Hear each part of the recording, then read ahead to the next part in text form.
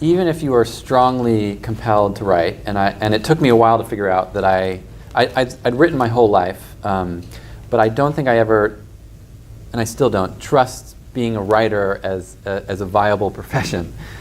So I graduated from college with a degree in teaching, and I taught high school for a bit, but then I felt this kind of inexorable pull to just this voice that said, it's kind of crazy, but you have to try writing. You have to try out writing. And it was kind of gnawing at my brain to the point where I said, okay, I'm going to go back to school for writing, and I'm not going to look at how much it costs. I'm going to take out loans, and because I have to do it, even though it doesn't really make sense.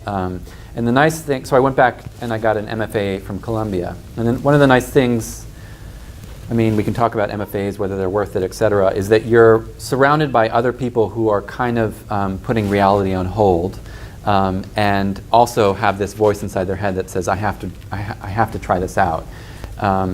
So there's a sort of collective jumping off the cliff that you're all doing together, and giving yourself permission to jump off that cliff and just write, which I think is sort of what a community is, that you're all sort of engaged in the impossible.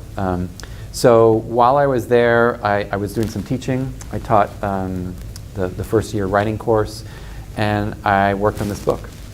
And I think when you're working on your first book, I mean, you've read a lot of novels, you can kind of know what they smell like, know what they taste like, but you don't know how to write a novel. You don't know what that's like. So there's a sort of freedom to that I think why we're so drawn to debut novels, because they have this sort of innocence to them that's wonderful and contagious. So I was working on my first book, and I can talk a little bit later about how the process of actually creating T.S. Spivet, because it has a kind of unusual form, came about. But then when I sort of finished, I didn't know if it was viable. I didn't know if this would go out into the world. I didn't know if anybody would be interested in it. But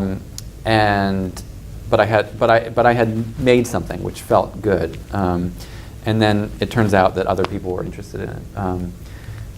And as you go on to write later books, I think you're sort of in some ways chasing that innocence of producing that first book, when you didn't really know what you were doing, and there was a sort of a beauty to not knowing, I guess.